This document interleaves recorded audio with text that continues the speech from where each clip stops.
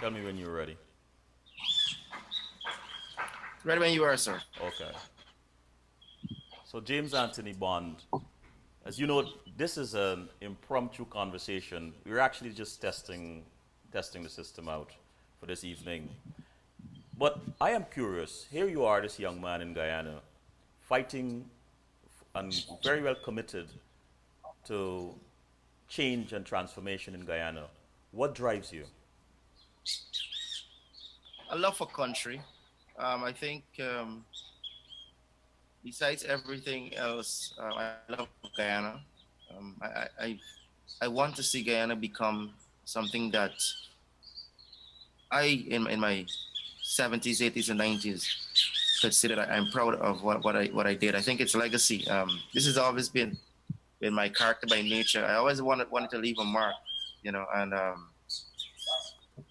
the driving factor is the love of this country and just wanting to leave that mark. I don't want to be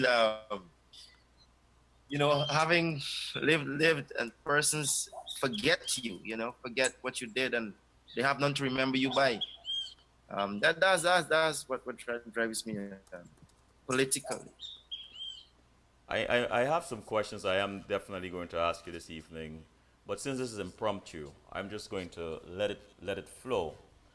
Um, when you when you became a politician several years ago, what was the driving force behind that? What inspired you to go down that path? Well, it wasn't maybe it's Shripa Murray, who was the then chairman People's National Congress Reform. He and I would have conversations in the courtroom, and he was more often than not telling me that something. After hearing my views, because I'm a very frank person, and I was apolitical at the time. I had just gotten back from law school, and I was not too happy because you actually went and studied in Trinidad. I lived 3 years in Trinidad, and you saw the kind of development they had, and I became envious of Trinidad and Tobago. I became disappointed in what I was seeing our leaders do, especially in terms of national unity, in terms of the race relations. It's sickening. And so he and I had a lot of heated discussions in the courtroom. And he says, you're very vocal. You seem to know what you're about. Why don't you come join me? Why don't you come on board with me? I'm running for the presidency the chairman, the leader of the party. Why don't you come? And I could show you the political ropes, so to speak, be a mentor to you. And I said, I have nothing to lose. And actually, he was behind me for a number of years, about a year or so. Hmm. And, he's very persistent. Oh, And what do you I think? finally said, Oh, go ahead, go ahead. if I'm going too long, interrupt me, sir. I think we got a That's problem. all right. That's all right. No, I'm serious because I don't like dominating the conversation. I don't like being too lengthy. But you find yourself rambling because there's so much to say. Yes, I And understand. brevity is contemptuous in these instances. So, but if I'm going too long, just say, James, get to the point. I won't take it as disrespectful. Thank you for that, sir.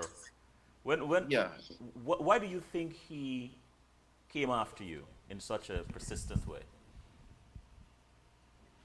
something he saw, and you got to understand when you've been in politics and you've seen a number of people. I mean, I see people every day, and you look for characters and you look for traits and that kind of thing. So it had to be something that he saw. That's how I could put it down too. And I don't think I disappointed him. Right. His wife Marva, she got to love me, man, really love me. Um, his son, his family, his immediate family, all of his associates, you name them, anyone he associated with, and introduced me to them. They came to love me and encourage me, and that's one of the reasons why I ran for leader of the party. Besides showing that the fact that we young people could do something, and it's time we start taking a more active role in leadership. I wanted to carry on his memory, his legacy. What was going through your mind at the time? And let me frame the question with this backdrop. You were young, right? There wasn't much, I believe, of a thriving PNCR youth movement at the time. And, Yeah. you know, what would have, where you think you would have found the courage to actually embrace that notion that you are not too young to be nominated as a candidate for president? Where did that courage I'm come fear. from? One word. I'm fearless. I'm Fearless. fearless. I have no fears. I, I could confront anything. That's been one of my strengths. You know, I have a lot of character flaws, Mm-hmm. but one of my strengths that I don't fear anything. You know, because I look everything in the sense that you only have so much time to do what you have to do. Right. You know, you're not given 2 million years to get this thing right. You know, you're given 3 score and 10. I'm 30. You know, so I have no fear in confronting any challenge, any challenge whatsoever. What do you So want us that was adults? What do you want us to know, especially the diaspora, about the youth of Guyana today? the youth, and let me just be frank. You go and see where you're looking at the young people from, which angle, which hilltop. Are you looking at them from Georgetown, from Victoria, from Mabaruma, urban, rural, hinterland? For the hinterland youth, the struggles are so many. Having grown up in the hinterland, there's limited resources, limited access to infrastructure. Um, there's no great investment in youth and youth programs. So the youth in the hinterland, he's actually, um, I don't want to say on top potential, but he's wasted. His true meaning and potential and relevance in society is wasted. Um, that could also go to the rural youth. He may have agriculture. He may be exposed to a bit of agriculture. He may be exposed to a little bit of training, um, but his potential is wasted as well. You don't find the link between um, development and youth. There's no nexus, you know. There's no participation, so he's left out as well. You come to the urban youth, he has more access, he has more infrastructure, he has a little more investment, but he's faced with different challenges of substance abuse, challenges of lack of employment, um, challenges of crime, um, depression. Both hinterland, both rural and urban youth faces these challenges. Um, and there's not that reach out. I must say, in Guyana, you find it lacking when persons, and even it's strange, huh? In a country where you have so limited persons and you have young people who you say all the time, oh, they're this, they're that. But there's this limited reach out from the administration, from civil society to young people. And so the urban youth as well, he becomes frustrated, even more than the rural and hinterland youth. So the major thing I want to tell them that any person in diaspora, the youths here, we're frustrated. Mm-hmm. We feel left out. We feel uninspired. There's so many uninspiring leaders. I mean, it's crazy, but is it true? You can't look at leaders really to inspire you to like build this country to stay to work, and I think What that's what something about young people. what do you say about national pride, the absence or presence of national pride? What is its Yep, yep. what is its quotient from your perspective? What is it? I didn't hear the question clearly. What is the quotient of the national pride quotient? Do you think there is a lot of national pride, a little of it, it's waning, or not any at all among the youth, Um, it's there, but it's not as it should be. as it should be? You know, I want to take you to this thing that is this news, this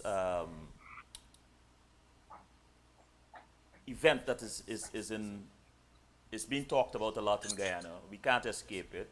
the murder of Courtney Ewing, what were your thoughts when you first heard that this happened? I think it was a joke. Why so? Someone called me. Yeah, someone called me and asked me, you hear the shot croak? I said, boy, who shoot Courtney? Nobody gonna shoot no Courtney, you know? So I thought they were just like joking around. Mm-hmm. And then when it was confirmed, I felt regret. I felt real sad because Courtney and we struck up a friendship via Facebook, and then we actually went apart because I'm a person that persons if you come to me with something, I will, and it's petty, I will tell you I have no time for pettiness. Mm-hmm. And I think he got upset with that. He said his last words to me, very harsh. But I didn't answer back. I wasn't rude or disrespectful to him, and that was that. But even thereafter, when he had his court matters, I represented him. I went and gave him my support and everything, and I wanted to talk to him because I spoke to him before. He was using a lot of racist terms on his page, and I told him, I says, yo, you can't do that. And I heard that he wanted to be president. I said, man, if you want to be president, you have to elevate it. You have to elevate the game. You can't want to be president and talking to a section of society in that kind of manner. You have to be nationalistic. You have to come across as if you're sympathetic to every single person. Mm-hmm. And that's that. So I wanted to talk to him again about the direction he was going. And I didn't get a chance to. In society, everybody needs someone to talk to them. Yes. And Courtney needed someone to talk to him. I would have told him, champ, you can't go walking around by yourself. I mean, I would like to think I'm very much loved in this country. If you spend one day with me, in any part I go, any part Ghana I go, you would see. Courtney wasn't, and I have connections as a lawyer. I represented every single person. So the person who probably killed Courtney, I probably know them. That's how it is. With me. So I want to say, man, look, you have to work smart. I would tell boy, you can't be going around yourself 8 o'clock at night. I do my walk was between 4:30 and 6, and I got like 6, 7, 8, 9, 10, 15 people around me. I do not walk about in myself in no community and all that. So I would have advised him. I had some other things to tell him, but that's the greatest regret I had, not to be able to talk to Courtney. It's tragic. Let me ask you this, and as I think about it, I think about this heinous crime, this tragedy. I think of a couple of different triggers that might have been pulled. One, Courtney's, as you mentioned just now, is this position in the kind of racist terms or rhetoric that he spewed. Two, he was protesting in front of the AG chambers. Three, he was urging people to come out and vote for the coalition. And four, he was a black man. Which of those, or combination of those, you believe pulled the trigger?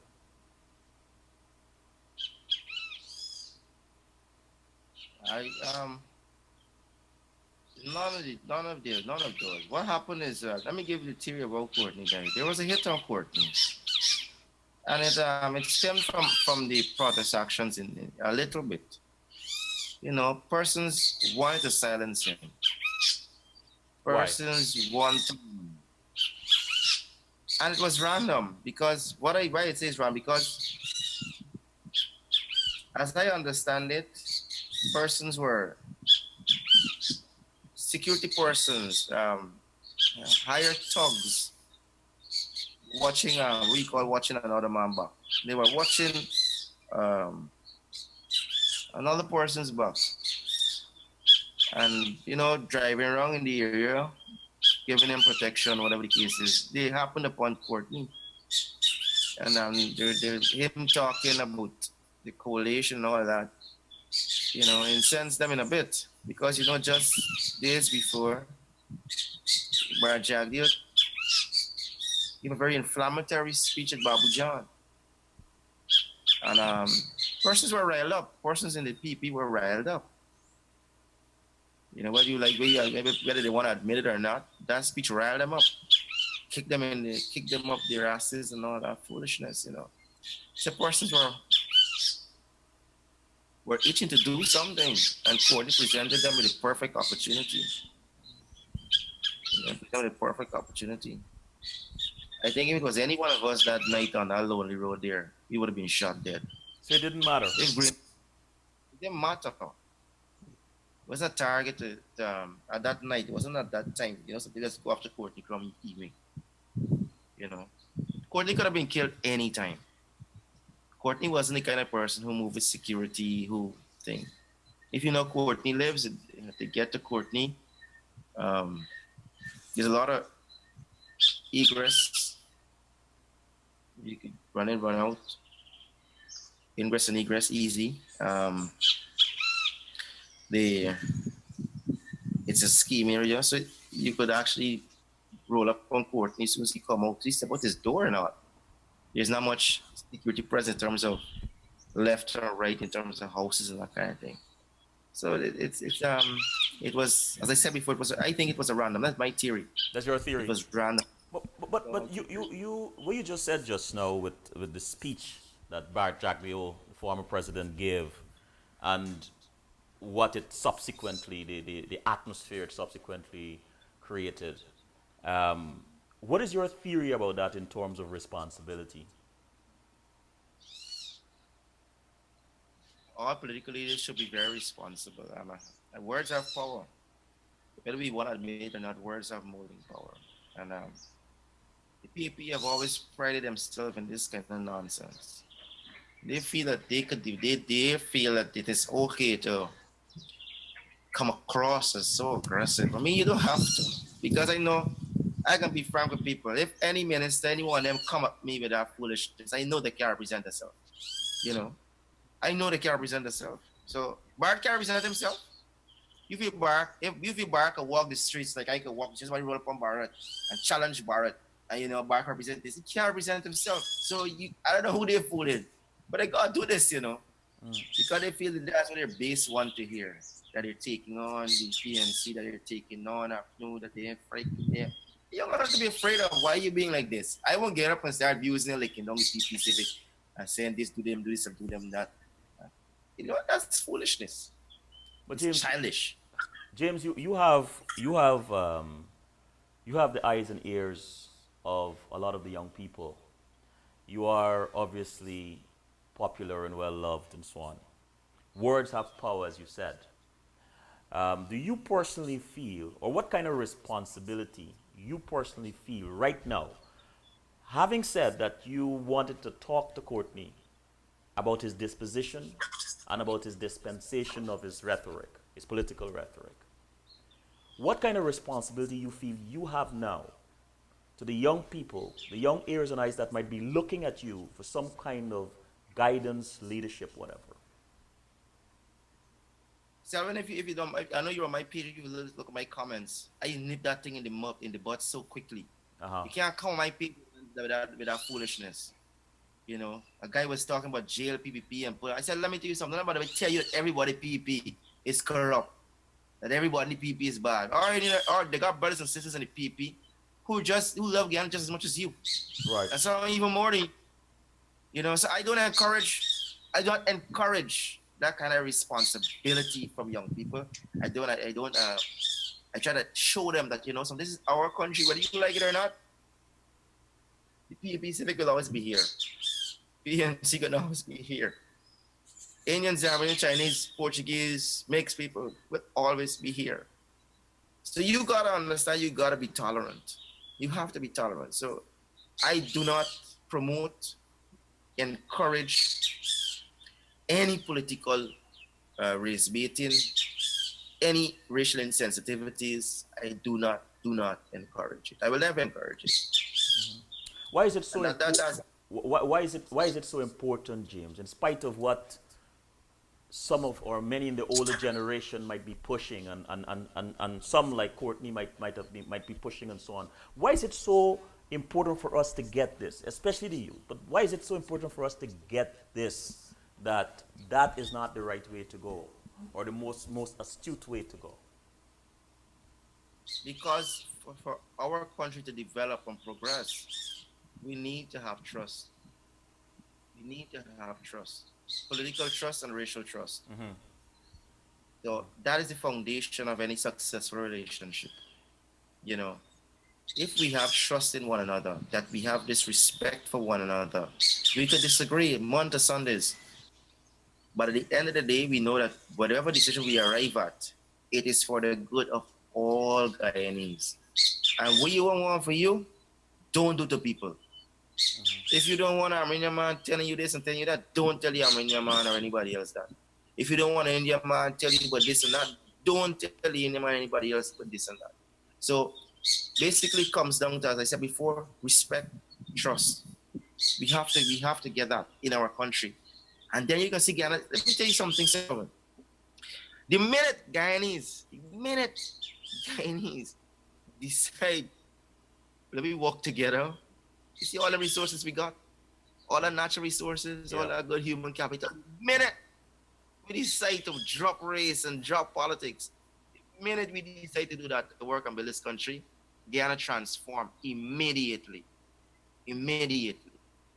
And that's what I want to see. That's what I want to help do. James, that's what I want to help do.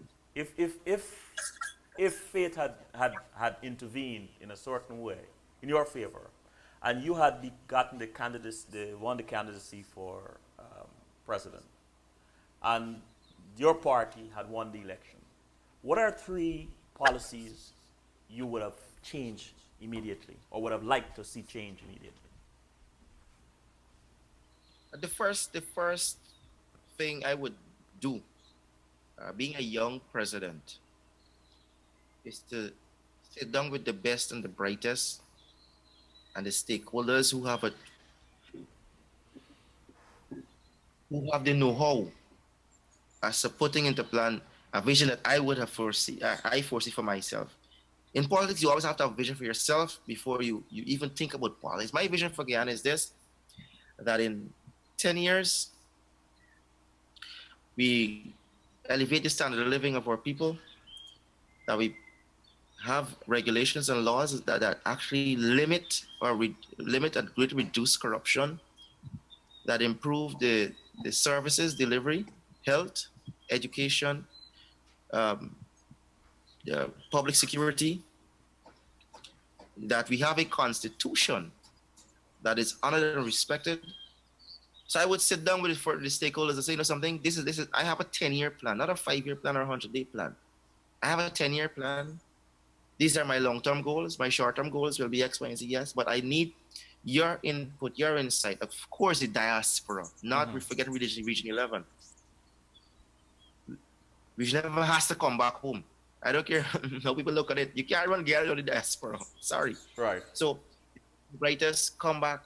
Let's see how we could put this thing forward. And I would implement whatever we decide in those first couple of months of fleshing out my vision, fleshing out my ideas and my theories, and them being refined by the experts. That is the first thing I would do. It would be like 3 things. That is the first immediate thing. You know, how to actually transform Guyana, reduce all this thievery, having competent people in positions of power. You know, these things are so important. Depoliticizing a lot of stuff, getting government out to the private sector. Those are some things that I'm very passionate about, and it's all about getting people who know how to do it to do it. James, women. This in America here, it's Women's History Month, and March 8th was International Women's Day.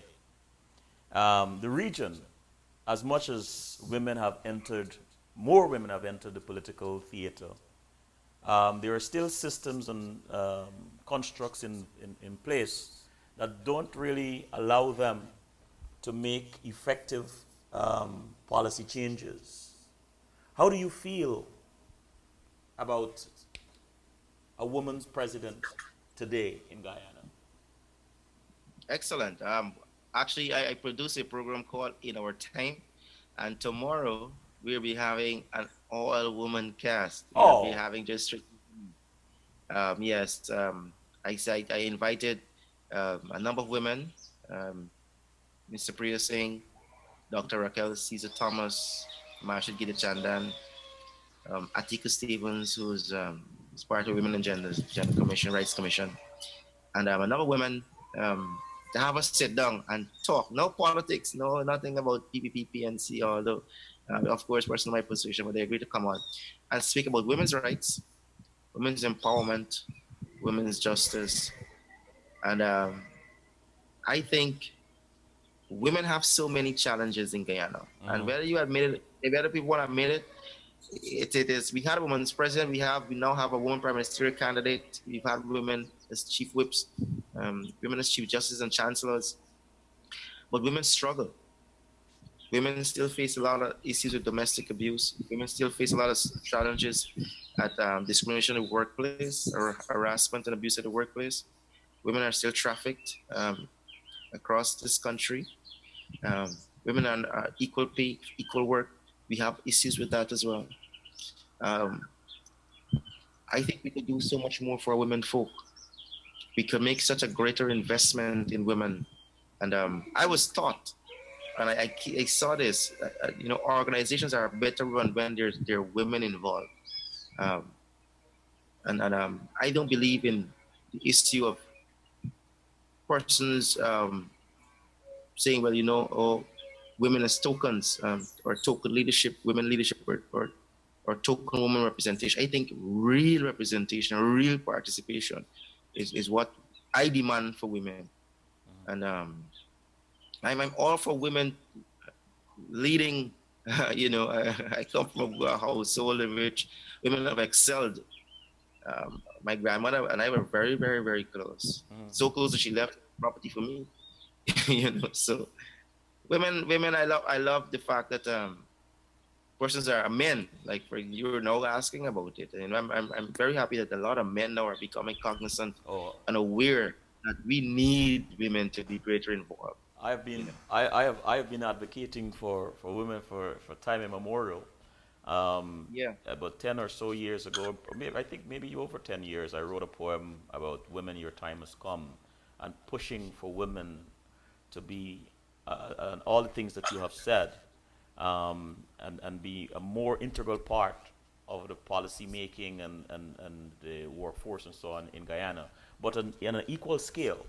And I personally believe that's my belief. This is not about me today, but I personally believe that when there is a dominance of women in the political arena or theater in the Caribbean, we're going to see some tremendous positive transformation. I truly believe that.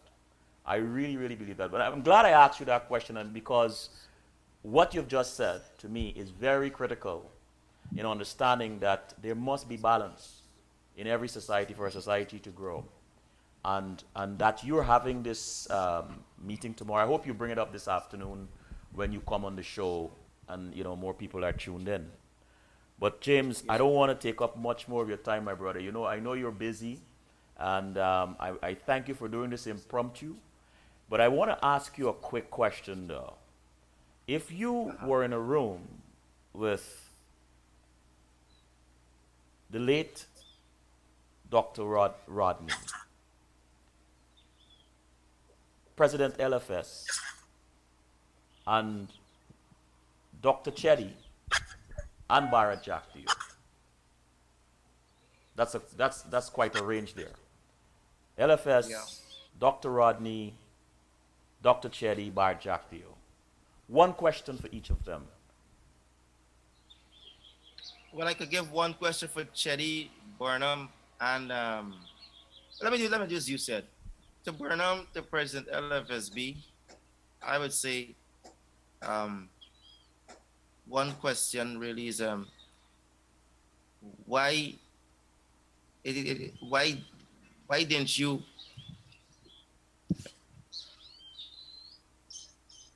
reform the electoral process after there were the issues with the rigging of elections on the first, I think it's 1960, 68 was a few years after 60, 64. My memory's bad now. My memory's bad now. Sorry, brother. My memory's bad. I think it was 68 is the next elections. 64 to 65, 67, 68. I think it's 68. I'm not too sure. Yes, that elections, there were some allegations of rigging.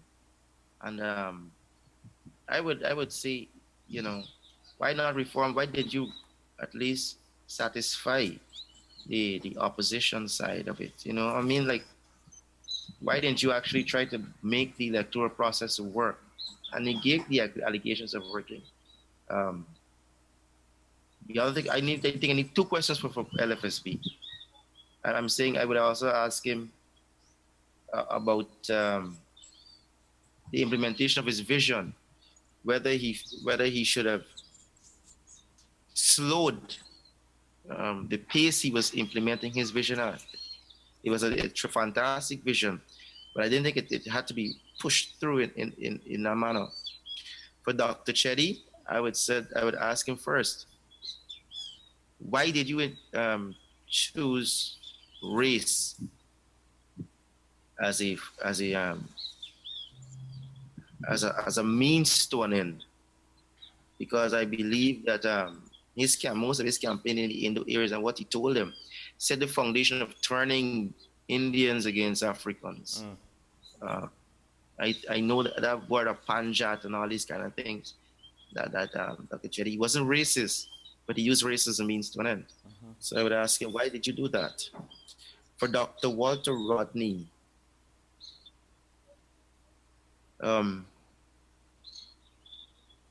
why didn't he embrace nonviolence as a political weapon? I think he went down a path of violent revolution. You know, he didn't get to where it was, but he embarked on a path of bringing about change, not through the ballot alone, but through the gun. Why didn't he more embrace nonviolence as a tool, as the bar drug deal?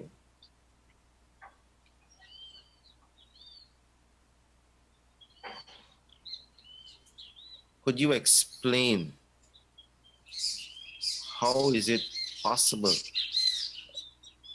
that under your watch there were so many not only deaths, but I will ask him to explain the enrichment of members of his party. Could he explain that? How so many persons in his party got extremely and filthy rich on salaries? And those will be the questions. Very good. Very, very, very good questions, James. And thank you so much. This afternoon, what I'm going to ask you is that when you dial in, as a matter of fact, let me stop streaming and then don't get off yet. I'll talk to you personally. But thank you so very much. I'm looking forward to this afternoon. That's what I'm going to check. Hold on a second. James, you come on between 4:35 at 4:35 until 5:05. So